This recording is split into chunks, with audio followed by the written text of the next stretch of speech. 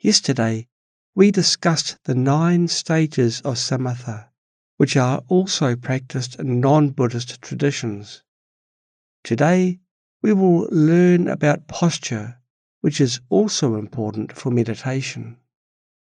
To quickly enter concentration, posture is essential, such as the 7-point or 5-point posture. Vairocana is the sitting posture that helps one develop a meditative state with mental stability and clarity. Whether the mind becomes stable depends on what are called the airs or subtle winds.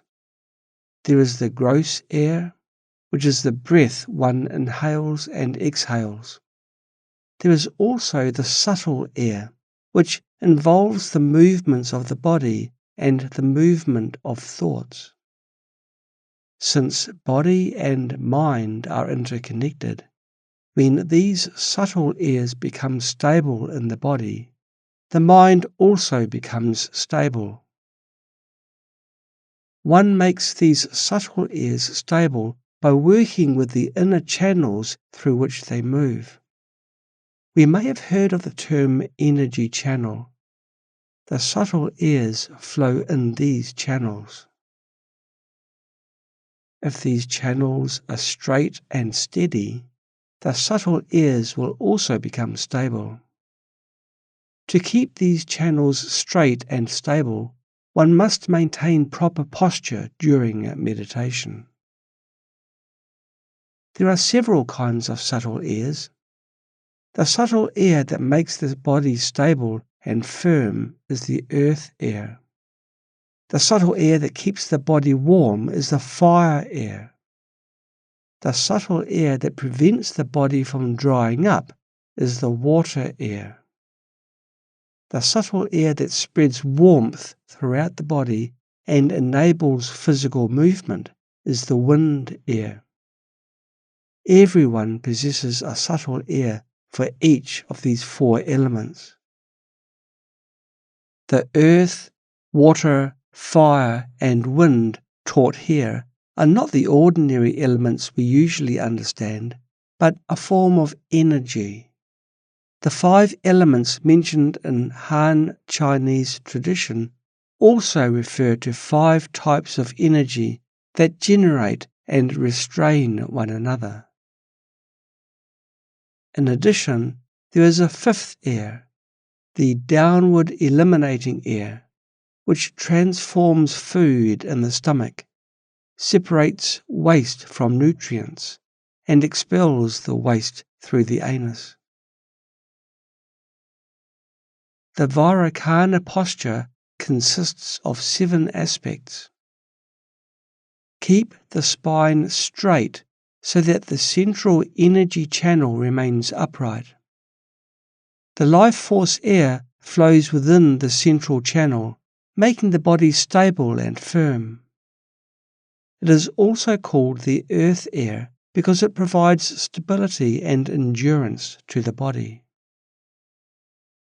If the body bends forward, leans to the left or right, or tilts backward during meditation, the central channel will become bent and the life force air flowing within it will be constricted.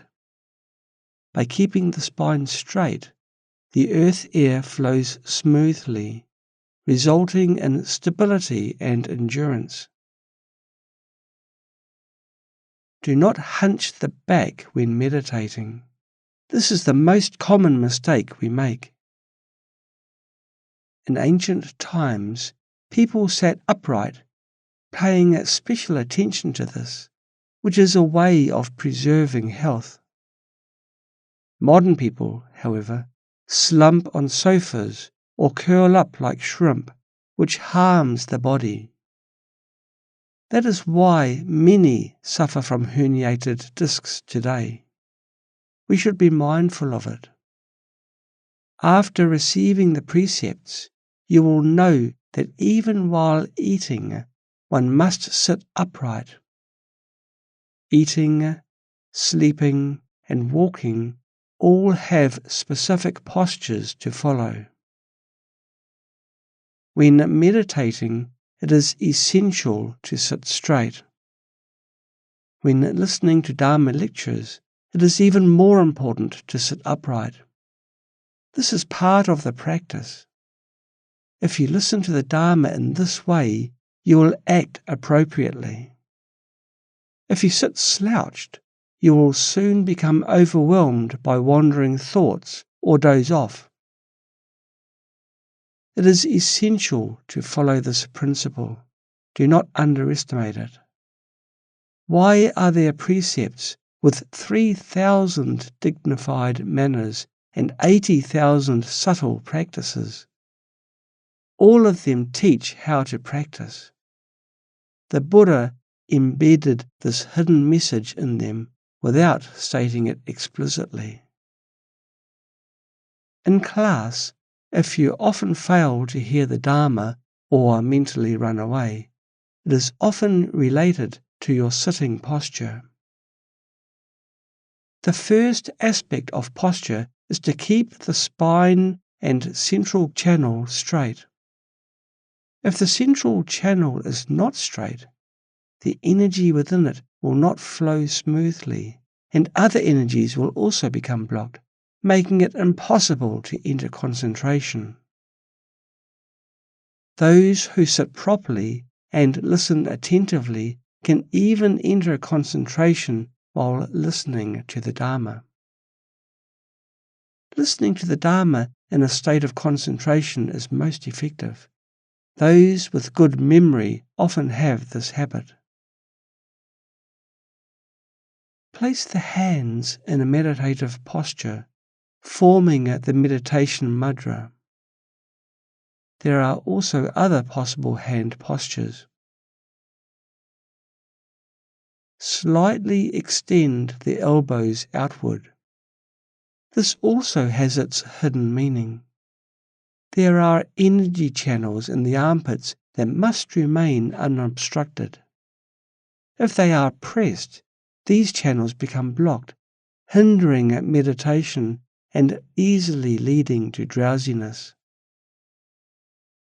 In this way, the earth air and water air naturally go downward, while the fire air naturally goes upward. To allow the fire air to enter the central channel, slightly lower the chin, which prevents the fire air from rising. This effect is very noticeable, and I can feel it clearly. As soon as I lower my head, the sensation immediately changes.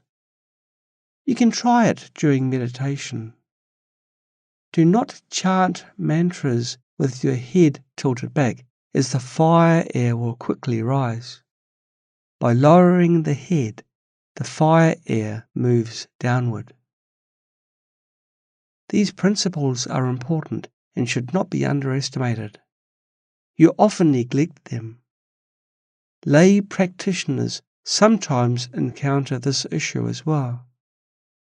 Genuine monastics pay close attention to such details. Great accomplishments require attention to subtle aspects. For example, in playing billiards, posture is very important. If the posture is slightly inaccurate, one cannot play well. Many people use non-standard methods. Similarly, many individuals practice in ways that are not standard. What we are learning is the authentic lineage of Buddha Shakyamuni. Everything has its standard. Some people rely on non-standard methods, but that will not last long. While they may reach a certain level, they cannot progress further, and they won't understand why. The same is true for meditation.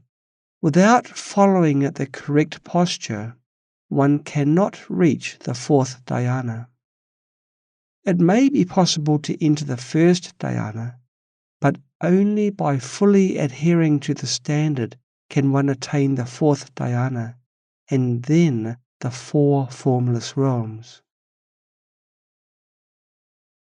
To direct the wind air into the central channel, the eyes should be unwavering.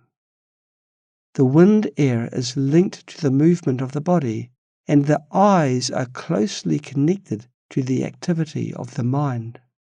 That is, when the eyes move, the mind also moves. Therefore, one should keep the eyes still, focused on the space beyond the tip of the nose. In this way, the mind becomes still, and the wind air can enter the central channel. At the same time, the lips should relax naturally, with the tongue resting against the upper palate. To stabilize the downward cleansing air, one should cross the legs in the Vajra, full lotus posture. If one casually extends the legs, the downward cleansing air becomes unstable. The full lotus posture is best, with the half lotus as an alternative. The Burmese posture is also acceptable, but one must sit stably.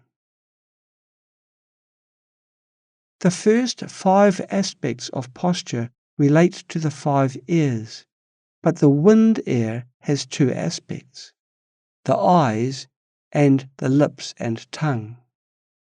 The water air also has 2 aspects, forming the meditation mudra with the hands and slightly extending the elbows outward. In total, there are 7 aspects of the meditation posture. Many instructions state that before beginning meditation, one should expel the dead air 3 times, because with normal breathing, the body accumulates impure or negative energy. It refers to the energy of afflicted or deluded thoughts. Especially when plagued with afflictions, ordinary beings always have afflictions. The energy of afflictions can immediately make you feel discomfort. As your practice deepens, you will feel it. The body senses it distinctly. Even when a slight thought of attachment arises, the body immediately feels it. As for me, I can instantly detect a subtle heat in the blood. You may not perceive it yet, but with gradual progress in practice, you will. Those who enter deep concentration can perceive all-pervasive suffering, which is like a tiny hair in the eye. To an ordinary being, it may seem as unnoticeable as a hair on the hand. But when it enters the eye, it becomes perceivable. As the mind becomes increasingly subtle, you will feel the all-pervasive suffering. To expel these negative, stale airs, exhale with more force than usual, but not excessively. While doing so, visualize that all afflictions and karmic obstacles are being exhaled with the breath. Then, inhale in a very relaxed way. Repeat this 3 to 9 times. The first with slightly greater strength than usual, the second with more strength, and the third with even greater strength. Afterward, breathe naturally in a very relaxed way, visualizing that all negativities have been expelled. The key is the mind.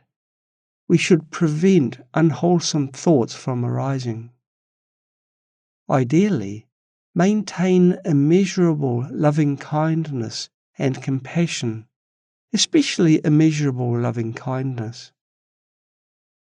Once it is present, the rest becomes easier. Immeasurable equanimity and immeasurable loving-kindness are the most important, and with these qualities, meditation becomes very easy. Why do ordinary beings find it hard to enter concentration? Because the mind lacks equanimity and loving-kindness. As a result, we are inevitably overwhelmed by wandering thoughts and bothered by the slightest difficulty. That is why we need to cultivate the four immeasurables. With the four immeasurables, the mind can enter concentration easily. Just sit, and within seconds you can enter concentration. Seasoned meditators can enter a state of concentration at any time, even while teaching the Dharma. They can teach or work in a state of concentration. Of course, the depth of concentration varies. With gradual practice, you will find yourself abiding in concentration at all times. During meditation, the hands should rest in the meditation mudra, which means resting in the equality posture. So, if one hand rests on the knee, the other hand should rest on the other knee at the same level. There is no difference between these two methods. Use whichever one you find comfortable. In the Mahamudra tradition of the Vajrayana, the 7-point Vairocana posture discussed earlier is usually taught. However, Jamgon Kongtrul used the 8-point posture given by Kamalashila in his stages of meditation. To begin, sit comfortably and adjust your posture according to these 8 points. First, fully cross the legs in the Vajra posture or semi-cross them in the half lotus posture. Relax. There is no need to force the Vajra posture. In the West, not everyone can sit cross-legged. Some people's knees may rise when crossing their legs. But as the body gradually becomes supple, the knees will naturally come down. The point is that it is better to sit comfortably than to sit in pain. When seated in half lotus or full lotus, do not remain in the same posture indefinitely. It is necessary to change postures. Even in full lotus, alternate by sometimes placing the left foot on top, sometimes the right. Switching legs also affects the body's energy channels. We should not always use the same posture. In fact, maintaining the same position is also difficult for modern people. For long-term meditators, alternating postures is even more necessary. Second, the eyes should be half closed, neither wide open and staring ahead, nor fully closed in darkness. The eyes should rest half closed effortlessly. Third, keep the upper body upright. Since body and mind are interconnected, if the body is straight, the energy channels will be straight, allowing the subtle energies to flow smoothly in them, and the mind will become calm and stable. Fourth, keep the shoulders level and the torso upright. Avoid leaning left or right. Fifth, gaze downward toward the nose. Sixth, keep a slight gap between the lips and between the upper and lower teeth, without pressing them tightly together.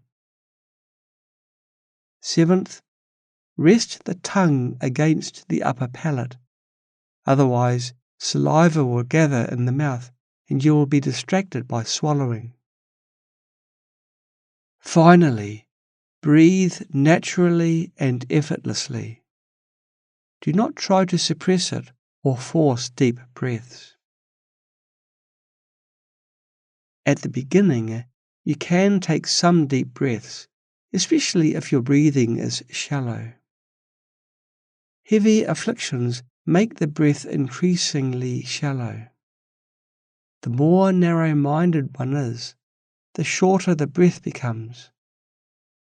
Women often have shallow breathing. This indicates that the energy channels in the lower body are blocked, leading to coldness below the waist. Practicing this meditation can help unblock the energy channels. This is why I encourage you to practice inner heat meditation. The primary purpose is to direct the air downward, since all air must pass through that area. By visualizing heat there, the air entering the central channel becomes warm. This is a skillful method. Currently, your health is generally poor, and this practice benefits the body. Like a furnace, it transforms essence into energy. When essence transforms into energy, vitality arises. With abundant energy and a peaceful mind, one is in a good state. Those in poor health often fail to digest most of what they eat. 80 to 90% is excreted. What a waste. By contrast, the healthy don't need to eat much. In fact, overeating is harmful. We should eat less and avoid craving for food.